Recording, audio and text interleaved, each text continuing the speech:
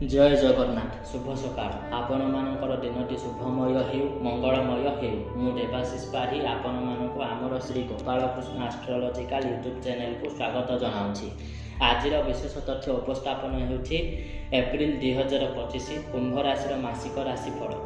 आपण माने जदि अन्य कौनसी भी राशिफल जानिबा पय चाहउछंती तेबे आम वीडियो लास्ट रे वीडियो आइकन दिया जाइछि सेही वीडियो आइकन को क्लिक करी जानतु एवं अन्य जेकोसी भी राशि मासिक राशिफल देखंतु। जे मानकर कुंभ राशि से मानकर लग्न ठार द्वितीय भाव में शुक्र शनि राहु रवि बुध एवं चतुर्थ भाव में बृहस्पति अष्टम भाव में चंद्रक सहित केतु महाग्रह अवस्थापित होइछन्ति। कुंभ राशि जन्मित व्यक्तिविशेष मानक एही मासर प्रथम अवस्था सावधानता एवं सतर्कता अवलंबन करने निहाती आवश्यक कारण आपणकर द्वितीय भाव में शुक्र शनि राहु रवि बुधंक भली पांच पांचटी ग्रह पंचग्रह कूट सृष्टि करुछन्ति। तेणु आपणकर बाक चातुरी बाक सिद्धि उपर प्रभाव रहिबो। आपण जेतेबेले कोनोसी गुरुत्वपूर्ण कथा अन्यमानक सहित कथा होउचंती सेतेबेले आपण सावधानता अवलंबन करी जगी रखी कथबार्ता हुंतु नचेत कोनोसी अप्रिय सत कथा कही निंदित होई पारंती किंबा अन्यमानकर आक्रोशर मूल कारण बनी पारंती एवं पैतृक संपत्ति जनित समस्या देखा दे पारे। पैतृक संपत्तिर भागबंटा को नहीं चापा परिस्थिति सृष्टि हो पारे किंतु परिशेष आपणकर सपक्ष मतामत जापे।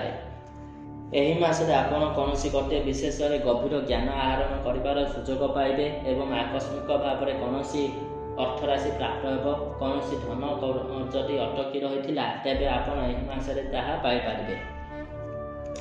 एवं एही मासर प्रथम अवस्था आपण को बहुत अधिक स्ट्रगल करने को पड़िबो अधिक समस्या घात प्रतिघात दे गति करने को पड़िबो किंतु मासर शेष आड़क आपणक बहुत भल परिवर्तन आसुछि। आपणकर भाग्य उदय हेबो पिता तथा पितृतुल्य व्यक्तिविशेष मानक सहित सुसंपर्क स्थापन हेबो। पितांकर मार्गदर्शन रे आपण अनुप्राणित होई सेही मार्ग रे आगकु जिबे एवं सफलता प्राप्त करिबे। धार्मिक परिस्थिति आपणकर मन में धार्मिक भावना उदय हेबो एवं धार्मिक स्थल परिभ्रमण जीवे भगवान दर्शन कर विभु कृपा लाभ करेंगे एवं कौन विशेष धार्मिक कार्य अनुष्ठान आप सक्रिय अंशग्रहण करेंगे एवं कौन धार्मिक व्यक्ति सहित विशेष मुहूर्त कटेबार आप सुजोग प्राप्त करेंगे एवं छात्र छात्री मानक मासटी अत्यंत शुभजनक छात्र छात्री माने पाठ पढ़ा क्षेत्र में आशा ठारू अधिक शुभत्व प्राप्त करेंगे।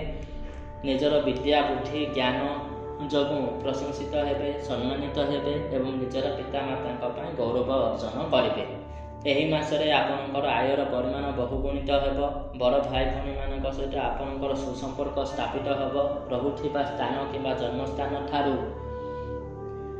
विदेश भ्रमण में असैन्यकरण दिगरे विदेश भ्रमण में आपड़ जाई गोटे सुंदर मुहूर्त को अनुभव करिपारंती। आपणकर देह सुस्थ सबल निरोग रहिबो। मासटी भलरे जाउथिबा हेतु कौनसी प्रतिकारर आवश्यकता नाही। एवं ए पर्यंत जदि आपण आमर चैनल को सब्सक्राइब करि नाहंती तेबे आमर चैनल को सब्सक्राइब करंतु लाइक कमेंट दियंतु।